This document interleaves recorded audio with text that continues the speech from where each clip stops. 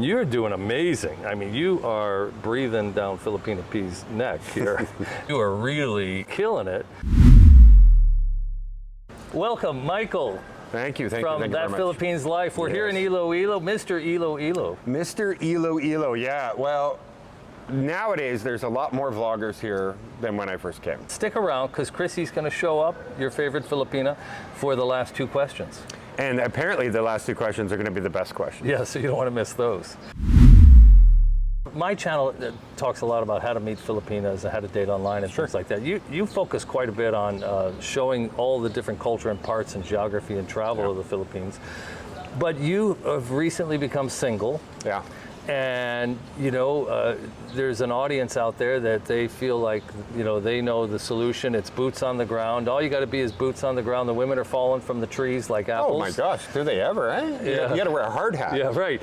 But we've seen a lot of vloggers. We've seen some other vloggers that have been in the Philippines for 7 and 10 years, and they've had short-term relationships and they've broken up, and then they've had another short-term relationship and they've broken up, and some it took them 7 or 10 years to get married. Sure. And it kind of contradicts this idea that all you got to do is walk around as a foreigner and boom, it's just going to happen. I'm a proponent of being online like 45 days before you come to the Philippines, and then still having your online tool while you're here. Sure.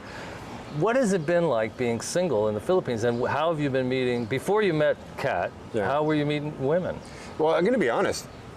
Being a somewhat public figure now meant that I couldn't, it was difficult. Like, I can't, right? I felt like it was probably in my head, but I felt like I couldn't because then everybody's going to know. Yeah. And so if I was anonymous like everybody else, I think I might have been different. Who knows? I might have been like asking girls, that kind of thing, right?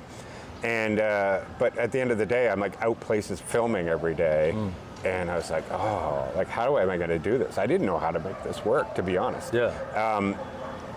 Because what you were saying about falling from the sky and everything, there's a lot of available girls, 100%, 100%, but they are not Western girls, therefore they do not have the gonads or the gall to just come right up to you and say, hey, you want to date me? Yeah. It's going to still be up to you. Yeah. And generally, a lot of guys don't have the confidence anymore, because I think the Western women beat them down so much, to just go up and ask girls, right? Yeah. And so they're very much available, but you're going to have to step up and be that person to go.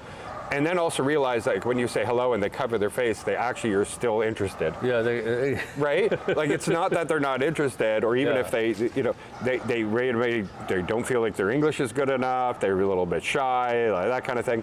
But that's all it is. You got to just stick with it. So you were like on this vlogging schedule, like a new city every 2 days. Did you have like a moment where you met somebody and you're like, oh, maybe I should just stop and stay here for 2 weeks? Yeah. There have been plenty that I overthink it. I think that's probably what it is. Overthought it? Yeah, overthought, overthink. I guess overthink is not a word. Or maybe I thanked them too much. Maybe it's Canadian. No, it isn't. You're right. Overthought it. Overthought it too much, and I could have definitely asked them out. But it doesn't mean I don't regret anything. So you've been homeless, which is kind of funny to say, because you've been doing really well on YouTube. So you're the wealthiest homeless man in the Philippines, I'd say. But you've had your channel go on this odyssey of trying to find a home and running into a bunch of obstacles. And you've been you had to move out of your subdivision house, and for several weeks you've been homeless. But it was great. Yeah, recently you've landed not one but 2 properties. So now you're a man with 2 homes. You went from homeless to 2 homes. Isn't that normal? And I feel like that's the normal thing. Yeah, but before we talk about being homeless, we saw you with a Filipina at a resort, and I find that people they like the teaching. Sometimes they don't like the preaching. Right. But when you can become the hero of your channel, then everything gets much easier for us vloggers, because we don't have to teach a specific subject that everyone's interested in. We can just kind of like go out and meet a girl, or go out and spend the day at the beach, and you become a little bit of the hero of the channel. People become interested in your life. And we've watching your channel, become interested in Michael Smith and what's going on with his love life. Listen, I've had a lot of hooks, and they weren't intentional. People are like, where is he going to live? What's going on with that girl? Well, who's that girl? And I get it. It was not intentional. Yeah, so, but literally, my life is full of hooks right now. Yeah, but so you were at a resort with a woman named Kat. Okay. She's got a daughter like 7 years old, maybe, Who right? was a subscriber that just showed up one day when I'm in Gimbal filming, and she came up, she had message saying, oh, I'd love to meet you. Like, I get that a lot. Yeah, sure. We do a picture and they leave, right? Yeah. Well, she met. I said, okay, I'll be at there. I'm starting at the plaza. If you're there, you can be in it. So, and then, I spent the whole day with her. So that was my question, how you met her. So how old is she? She's 25. 25. And how long have you known her? That was the first time I ever met her. 6 weeks ago, 7 weeks ago? I was still living with my ex. Like we were apart, but living, right? So maybe 2 months. 2 months. Maybe and 2.5 months. So you guys kept in touch, but you didn't really have, it wasn't a tight hookup at first. No.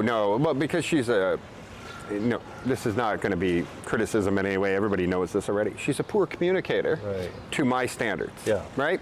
And so there's like too much we would call them red flags, like all this unknowns, right? We just call it red flags. And so I was like, that girl's got a lot of red flags. And so I was totally like, no. Nice to meet you. It was cool to hang out, but I can't date you. There's no way. Like 2 weeks ago, you put out a vlog where you rented a house in Guimaras, a 2-bedroom house. In Gimbal. In Gimbal. Yeah. Okay, not Guimaras. Guimaras is the island, yeah. And Gimbal's on Guimaras or different? No, it's here in Iloilo. Okay. Yeah. So you rented a house in Gimbal for her for roughly $180 a month, US, 10,000 pesos a month. And you set her up and you moved because you needed a place to live anyway. So you kind of took the nice bedroom with the air conditioning, or no, I took the small bedroom. Oh, she had a split air conditioner. You had the window air conditioner. Yeah. And you set your gaming computer up and your other stuff, and you had a home base finally for that period where you were homeless. And then nobody really knew whether or not you were a couple or not. Like we couldn't figure out whether you were an item. So when it happened, we already had conversations. We had another video where we went to like a cold spring, and it wasn't very cold, but it was a cold spring or hot spring, something like that. And even there, I was like explaining to people like, we can't date because I know nothing about this girl. And I also know that in the Philippines, when you start dating a girl, that's it. She's like planning your whole life, right? That's it. Yeah. And so I'm not going to date somebody I have no idea anything about, right? And I said, so we've decided already at that point, we're just going to be friends. Hang out, do things every once in a while. That's cool. I love it. Like if I'm down in that area, you want to come with me? Viewers certainly love it. I'm not going to say no. And I had already committed that in my head that I was like, ugh. And it's not like I don't have options. I have a lot of options, and so I was like, well, I'd lose all those options. Yeah. So I'm in no rush. Yeah, you don't really just popped out of the oven. You don't want to get back in the frying pan. I actually did not want to be in a relationship, to be very honest. Right. Because I was like, I'd be crazy too, right? Yeah. I have the whole world at as my oyster sort of thing, because everything, just exploring every day. Who knows what I'm going to run into? But as fate would have it, when you share a house with a young, good-looking woman. I do it to help her and her daughter because I don't know. Because you can. Bad. It's not much money. Because I can, And it also worked out. I was like, oh, this is great because I have boxes over in Rojas City. I got boxes at a friend's house, it'd be great if I could have one spot to put there. I even put like a CCTV in that one room that when I'm away, I turn it around. So it watches my one room, and I also have the front door and the one looking at my door. And so my whole plan was just to lock my stuff up in there. I have somebody take care of my house, somebody do my laundry, cooking, cleaning, anything when I come home. But this is great. Yeah. And I actually had planned that. A beach house, first beach house in Rojas, I said, I'm getting a pretty girl to do my laundry. I'm getting a pretty girl to do my cooking. Right. I'm going to get a pretty landscaper. Yeah. And I'm like, I'm going to live the life, the dream life. And of course, none of that's happening. But well, I don't know about that. Well, we'll see. We'll see. I have other plans, but but then the communication problems that prevented me, that I thought was red flags, melted away slowly, right? And I got to see her on a daily basis. Yeah. So it only took like a week together, where I was home most of the days. I would go off the log, come back home, and I'm gonna be honest, like her daughter there, like I've never had a daughter. I had sons, right? Yeah. My sons are grown up, but I never had a daughter. And there is something different, isn't there? Yeah. It's true what they say. and I spoiled the hell out of her. Yeah. And oh my God, she could have anything in the world. Like, oh my God. And so I became like a totally different person. Now I'm like super protective of like them together and all that kind of thing. Yeah. And I don't know. Yeah, we just got closer, and I was just like, okay, I guess we're a family. So now you've rented a rather unique house in Rojas City on the beach. Yep. And she's gonna move in with you. Yeah, I thought, you know, okay, I'll stay up there for a few days, come back down here. She'd want to be down here and stay there. But no, she has a big interest of what she saw it, and she's like, oh my God, I love it. And you're gonna have 2 houses. So how long did you lease the other one for? So that one, because I know, now I've luckily worked with the owner here so that I'm not paying for everything, but I am going to be putting money in. So say, for example, I have to put in $125,000. I'm like, okay, that's 5,000 pesos a month to have my dream house, right? To add to the rent, right? Over 2 years, if I get a 2 year. So I locked myself in for only 1 year, but I have a guaranteed 1 more year renewal. You have been to like 25 cities in the last 3 months, maybe? Or more, yeah. Top 3. Right now, if people ask me, I always explain it's difficult because everybody likes different things, but obviously Iloilo City is going to stay on top. Okay. It still is. Yep. Even if I'm leaving here to go to Rojas City, it's still the top. Rojas is a city that doesn't turn its back on the ocean. It's very close to the ocean. So what is it about Rojas? Because my whole checklist, all the way from the day I was sitting in Canada, is I wanted to live on the beach. I want to hear that water crashing right when I sleep. But then I realized, I guess the checklist did get revisioned. Because once I came here, I realized you need to be near a mall. Yeah. Right? You just can't get everything you need from a sorry. I say it's just the way it is. Costco is on my list. Yeah. And so I was like, okay, I need to be near a city now. So that changed later on. So I want to be on the beach. I want to be near the city. And because I'm a vlogger, I need to be near an airport. Yeah. And I want like a semblance of safety, security. Like you won't even believe the nights here in Iloilo. Walk anywhere you want. You won't even get an inkling of fear. Yeah. Ever. No, there's a curfew for children here. And it's upheld. There's curfew in plenty of places. They don't do anything about it. I need to feel safe and secure when I leave the house. Yeah. Doesn't mean anything ever happened to me. And I feel like the Philippines, like people say, make sure you lock this or that. And I'm like, you know, these things don't happen here, right? So have you been to Cagayan de Oro yet? No. That's the one place you haven't been. Am I going to have my locked door there? No. Well, you know, the first condo I rented in Cagayan de Oro was next to the Uptown Mall, but there was a 7-Eleven, and there was like 15 sketchy people hanging out, and when you cross the street, a beggar would come running into the middle of the road like a little child who could have been run over, but there was a sketchy crowd watching you come and go right there, and it's a really nice part of the Philippines, the uptown area. But you should come. But that's why Iloilo. Write in if you want Michael to come to Cagayan de Oro. Oh, I'm coming. I'm coming. All right, guaranteed. And we'll host you there, and you'll love it. So great. Let's top 3 cities other than Rojas City. So Iloilo City, and then I'm now pushing people to say, listen, you need to check out Bataan. They have like everything, and it's very beautiful there. Very peaceful. How far from Manila is it? Very close, right? We're going to be like an hour. An hour. But Bataan is just below Angeles City, so it's a beautiful place. I really love it there, and I could have saw myself there. Put it that way, and I may one day. Who knows? So Bataan, other than Iloilo and Rojas, you got Bataan. Yeah. What else is near the top of your list? You got the Davao? No, I haven't yet. Really? That's coming actually. Yeah. It's coming very soon. Because I've never been there, and that whole all Mindanao. Big, sprawling, very clean and safe. I heard it's very much like Iloilo. Also, I want to go north of Davao where you have beautiful waterfalls. Yeah, the mountains, the Bukidnon Mountains. I've been told the best part of the Bukidnon faces Davao, but Malabalay is like halfway between CDO and Davao. Okay. 2.5 hours. Right. Crazy mountains. Like there's little New Zealand areas up there called Little New Zealand. You think you're in New Zealand. Really? Yeah, I'm telling you. Right. We have a video called... Looking forward to that. We have a video called She Got Wet. It's kind of like clickbaity. It's 7 minutes in heaven. And we spent a day up at these falls and up in an area called Communal Ranch. It's a little further than Malabalay if you come in from Davao. You'd think you're in New Zealand. You wouldn't have no idea you're in the Philippines. Anyway, let me ask you like some traditional expat questions. How do you do your banking here in the Philippines? So I do everything SWIFT. I don't pay, like I know everybody uses Remitly and all this other. Yeah, you get your money immediately, but if you're not in urgent need, it takes 3 days. You wire money.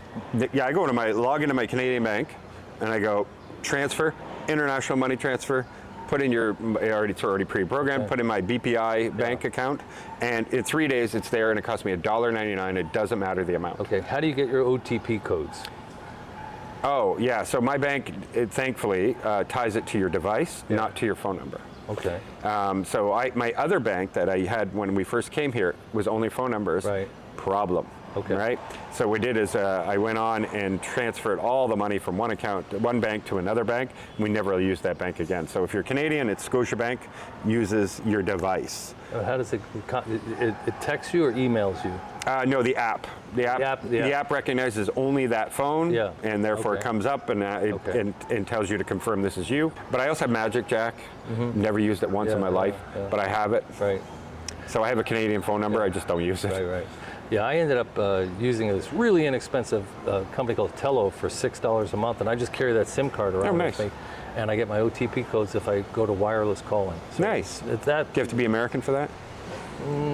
Maybe. For transportation, you started with motorcycle riding as soon as you got here? Rented cars. Rented cars, but now you just bought a nice motorcycle. Yeah. And but when you traveled all over the Philippines, you took public transportation mostly, right? You didn't really rent a lot of buses. Buses, vans, planes, trains, and automobiles. No trains actually. But yeah, I like the experience of things, and I think people are interested to know, like, is it okay? Obviously it's okay because locals take it, right? But from somebody who comes from a Western background, how did they fare riding that bus? Yeah. Right? That kind of thing. And I think people are interested in that kind of thing, right? Because I would have been. Right. I was interested watching you with your suitcase deciding not to, catch the first trike that came along that day. But Michael, we have been in Iloilo for about 48 hours, and we're kind of blown away by it's different than a lot of other Philippine cities. You see? I don't know how many times I have to tell this to people, and they just don't believe me until they actually come here.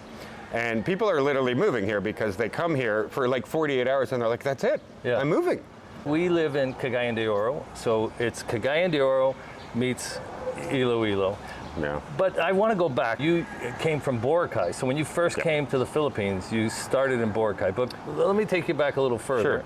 You're Canadian. Yep. Where are you from originally? Well, I'm technically from the Toronto area, but because of my job in corporate, I spent most of my time in the United States. And what type of corporate work did you do? I was in corporate sales management, so big manufacturing, automotive manufacturing, and then construction manufacturing. So what was that thought that said, I'm going to the Philippines? Because of Bianca, my ex, she is half Filipina. Right. It actually just started to make sense. You were married?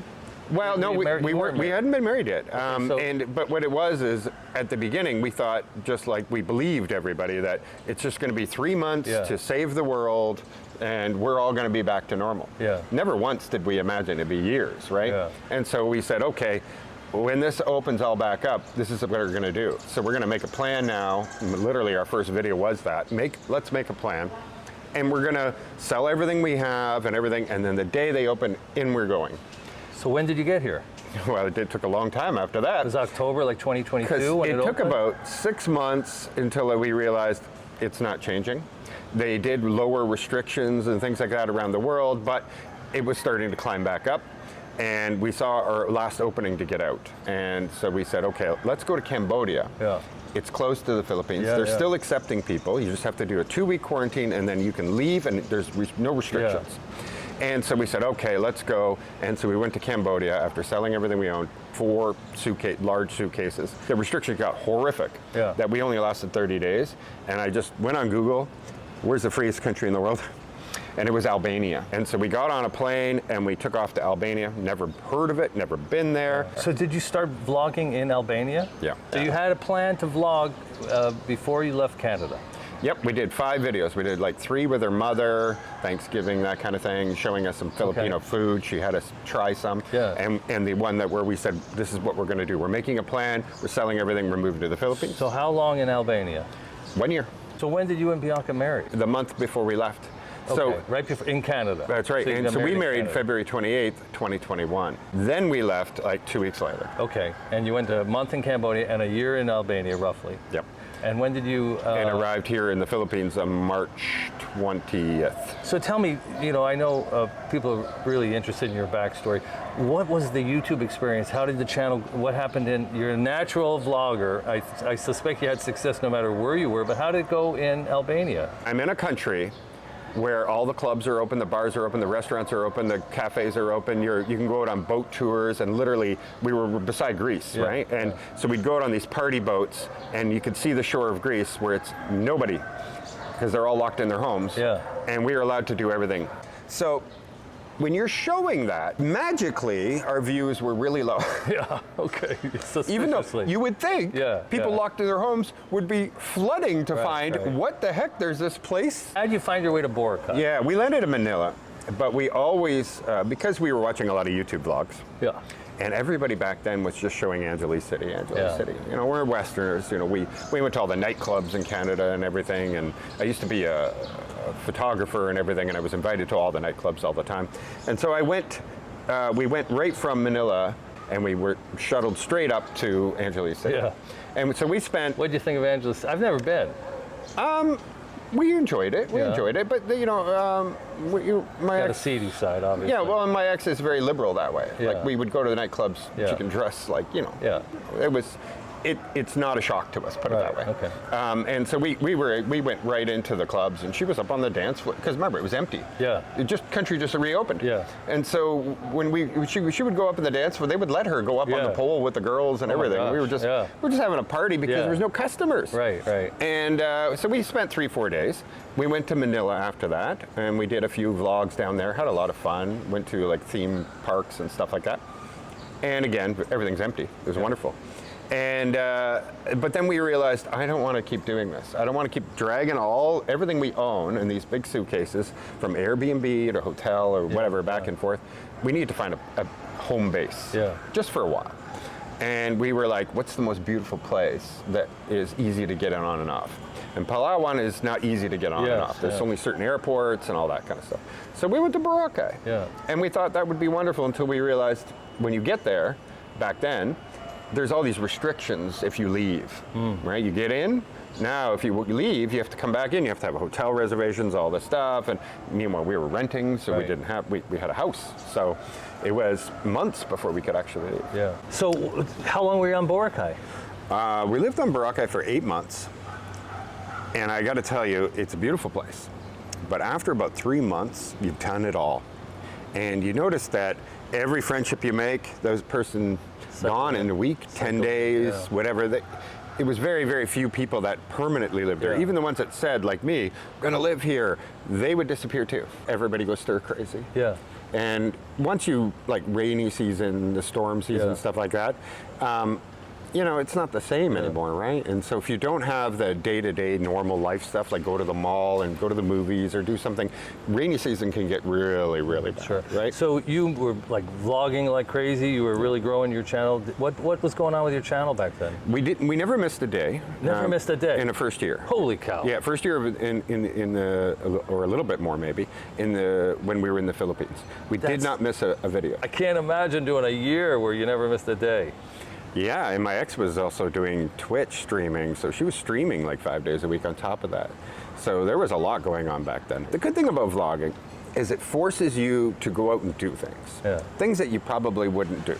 And so I'm always thankful, very, very thankful of this life I created for myself, because I got to go out and do so many cool things that I would have always made an excuse to go, nah, I'm not gonna go. Nah, you know, this way you never can do that. You have to go and you got to put it out, and you end up enjoying every minute of it.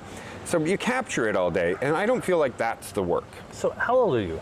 I'm 49. You made the decision to leave Boracay. How did you end up in Iloilo? What was that? So we went across to Cataclan, and we said, okay, let's just do that island over there. We didn't know it was called the Panay back then. And so we ended up wandering around all day. It was like 8 hours of wandering around trying to find somebody that could rent us a bike. There is nothing like that in Cataclan. People either take the boat or the plane, and they go on to Boracay, and then that's it, right? So we went and finally found a trike driver who said, I'll take my trike home, you can rent my bike. It was this little 100cc, little tiny bike. Yeah. Wow, that was tough. And we that's it. We just said, okay, we drove like an hour, and then we'll drive like 2 hours, and we stayed at different places, different little towns, anywhere we could find a place to stay, no plan. And we just started doing the whole island.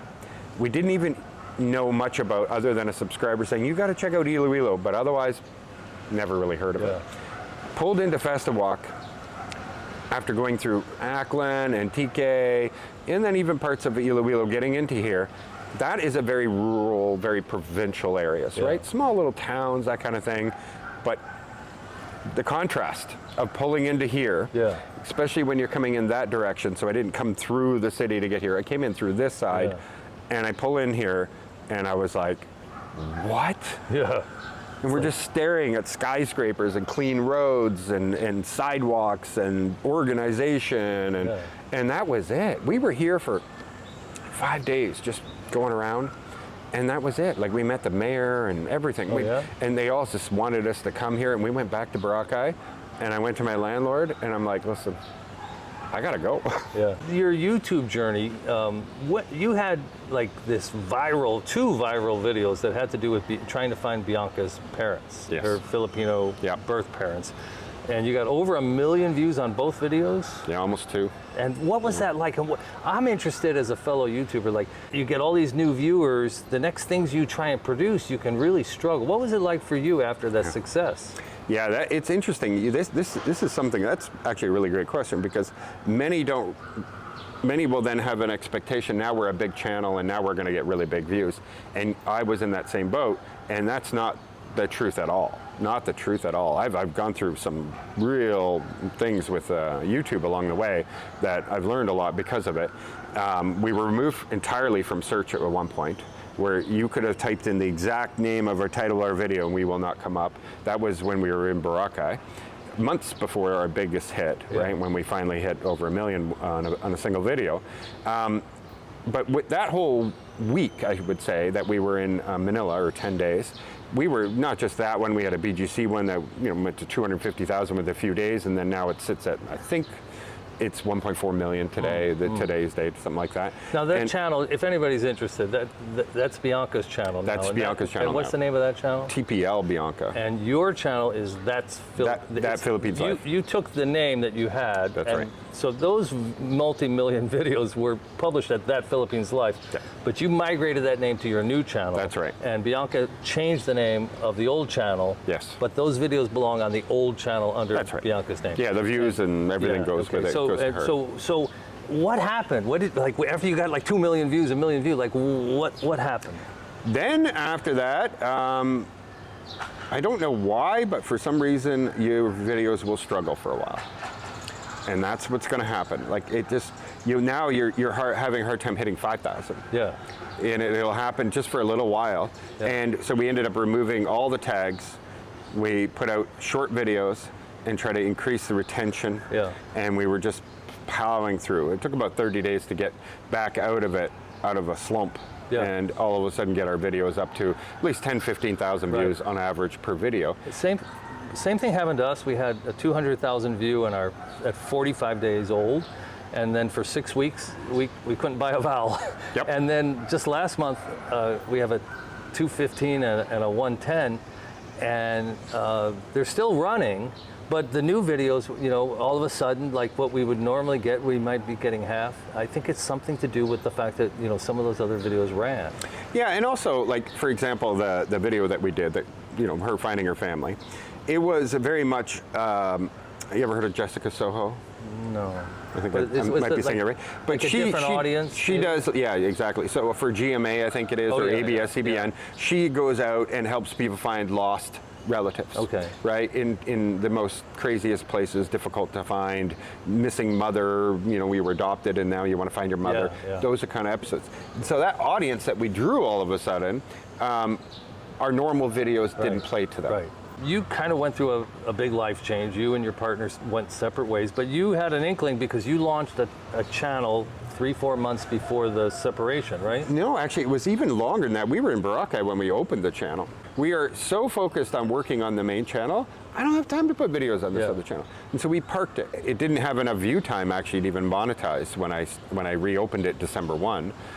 So I had the first month was just me going out, and you'll see I put like a few videos that were hits, but like 100,000 view hits that were older on the other one. I remade them, popped them in just to get myself that watch time. Yeah. And got it. Yeah. So once we hit the watch time, I don't need to do that anymore. I'm going to put real new content over here. But we also weren't ready. Well, she wasn't ready to tell the world. Yeah. And so I was like, okay, so we got to find a way to make it make sense, because I knew that I'm about a month or two away from having zero income. Yeah. And she's going to have all the income. Right. And so I said to her, like, I have to do something then. Yeah. So I'll produce it, and we'll just say that my travelers are going to be on here, and you're going to do your thing on the other one. But I had to do something. So you got it up, I remember it got up to about 10,000 before you announced, or 13,000 before you announced? Yeah, she wanted January 1. That was our agreed deal. I wanted it sooner, but January 1 was when she was ready to let me go ahead and tell the world. Okay, so, and you've taken it from like 13,000 and now it's like 47,000 today, roughly. Yeah, like that January 1, you mean? No, today, what were you, when you I think it was around 10 or 13,000. And so you put on 30,000 subscribers in just since January, which is insane. Yeah. And you've been going, you're like the hardest working man on YouTube. I mean, you tell me you produce one a day for a year, so I believe it now. Yeah, yeah. But I've been watching you travel around the Philippines with a giant suitcase for a while. And you were in a different city every 2 days, and you got things scheduled, either a collaboration or a tourism official. And you've been up in Vegan, you've been up in Baguio, which we're going to next. Nice. You've been up in Bataan. I thought that was interesting. Bataan is really amazing. You've been all over the Visayas. You've really been, I mean, I was really impressed that you were working like to reestablish yourself. Yeah. And you know, there are these websites where you can see how well us YouTubers are doing. And you're doing amazing. I mean, you are breathing down Filipina Pea's neck here. And not necessarily in subscribers, but in productivity. In productivity and views, you are really killing it. Yeah. And congratulations to you. So tell me about what it's been like. You've been like really, really busting your ass. Yeah, it's the editing that kills me. So that's the hardest part for me, because I spend hours on my editing. The easy part for me is doing it. Yeah, yeah. I have no problem. Right. So that part isn't actually work to me. Yeah.